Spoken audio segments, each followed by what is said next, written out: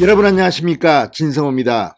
윤석열 대통령 당선인의 행보가 굉장히 빠릅니다. 빠르면 내일쯤 윤석열 당선인은 청와대를 버리고 앞으로 대통령 집무실이 들어설 곳을 발표할 것으로 보입니다. 현재는 광화문이 아니라 용산이 유력합니다. 용산 국방부 신청사가 유력합니다. 자, 이에 대해서 지금 민주당은 맹공을 퍼붓고 있습니다. 오욕의 땅이다. 용산은 일본 군대가 있었고 청나라 군대가 있었고 이렇게 막 비난을 퍼붓고 있습니다. 그것도 민주당 비대위원장이라는 윤호중 의원의 입에서 나오고 있습니다. 민주당 국방위 의원들은 기자회견을 갖고 용산으로 이전을 하게 되면 1조 원이 드네 하면서 또 비판을 하고 있습니다. 그런데 정말 용산은 어떤 곳일까요? 자, 오늘 이 국제적인 명성을 가진 건축가가 윤석열 당선인의 용산으로의 대통령 집무실 이전에 대해서 평가를 했습니다. 결론은 신의 한 수라는 겁니다. 이 표현을 그대로 사용했습니다. 자, MIT 공대 그리고 하버드 대학교에서 건축 설계 석사를 각각 받았던 사람입니다. 지금은 홍익대 교수로도 활동하고 있습니다. 자, 이런 건축가가 왜 윤석열 당선인의 용산 청와대 대통령 집무실을 신의 한 수라고 했을까요? 이 말을 들으면 문재인 대통령은 창피한 줄 알아야 합니다. 본인이 이 대통령으로 취임할 때 광화문 시대를 열겠다. 나는 청와대에서 나와서 시민과 소통하겠다. 이렇게 말해놓고 약속을 지키지도 못해놓고 이제 청와대의 탁현민, 박수현, 윤석열 당선인의 이 계획에 대해서 시부렁시부렁 하고 있습니다. 그렇지만 이 건축가의 말을 들어보면 정말 윤석열 당선인은 신의 한 수를 두고 있는 것은 아닌가 이런 생각이 듭니다. 진성호의 직설 시작합니다. 방송에 앞서 아직 진성호 방송에 구독자가 아니신 분은 붉은색 구독 버튼 눌러주십시오. 더 좋은 방송으로 보답하겠습니다. 자, 유현준 홍익대 건축학부 교수가 오늘 CBS 라디오 김현정의 뉴스쇼에 출연했습니다. 자, 건축가로서 활발한 활동을 해서 지금 국제적인 상도 받고 있는 사람입니다. 스페이스 컨설팅 그룹 대표 건축가이고 유현준 건축사무소 대표 건축가입니다. 2018년, 20년, 21년 각종 국제적인 건축가상을 수상하고 있는 그런 유명한 건축가입니다. 이 사람의 눈에는 윤석열의 용산 집무실이 어떻게 의미되는가?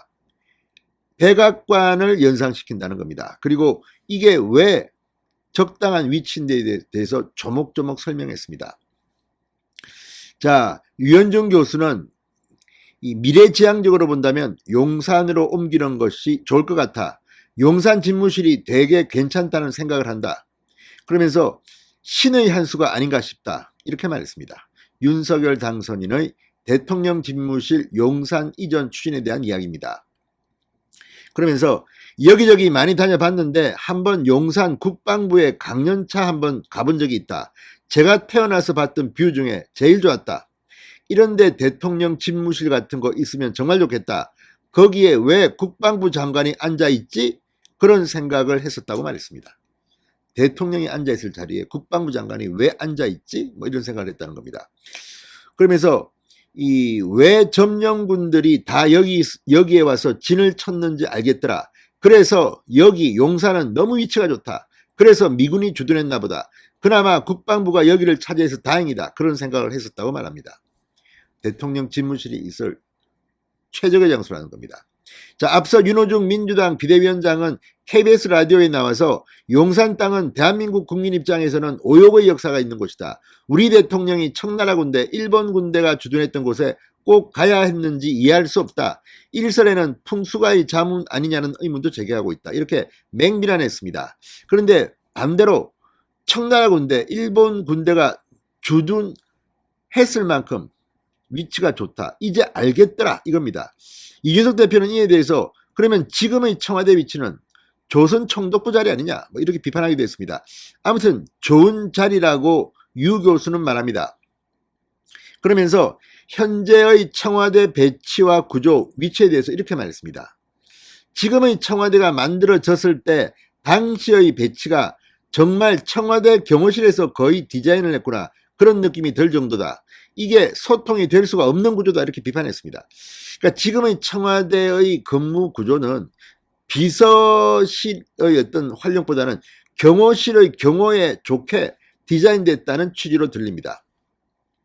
그리고 소통이 될 수가 없는 구조랍니다. 이걸 가지고 오늘도 탁현민, 박수현, 뭐 대통령 집무실이 어떻고 뛰어가면 뭐 몇 초다.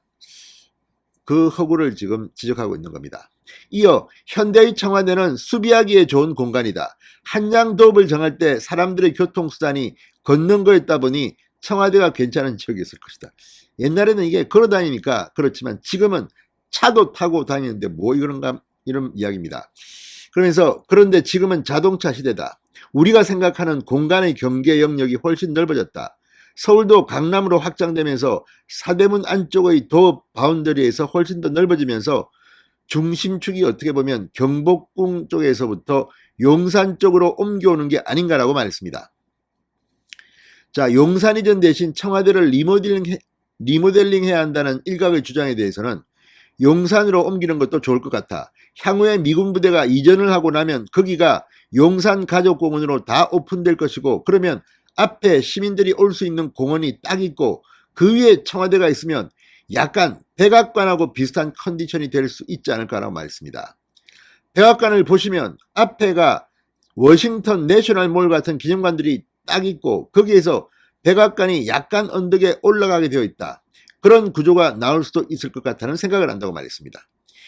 그러니까 윤석열 당선인은 지금 백악관을 꿈꾸는지도 모릅니다. 지금 인사검증도 과거에 민정수석실을 없애고 미국처럼 FBI 이런 데 하겠다고 했습니다. 자, 아무튼 윤석열 당선인의 구상은 청와대가 미국 백악관 수준으로 업그레이드하는 것을 노린 게 아닌가 싶습니다. 실제로 용산에 집무실이 들어서게 되면 저도 처가가 이촌동이기 때문에 이 용산공원을 자주 갔는데 정말 대통령 집무실이 거기에 들어서면 백악관처럼 공원이 앞에 있고 상당히 품격이 높아질 것 같습니다. 무엇보다 대통령이 시민 옆으로 온다는 이런 각별한 의미가 있을 것 같습니다. 진성호의 직설이었습니다. 여러분 감사합니다.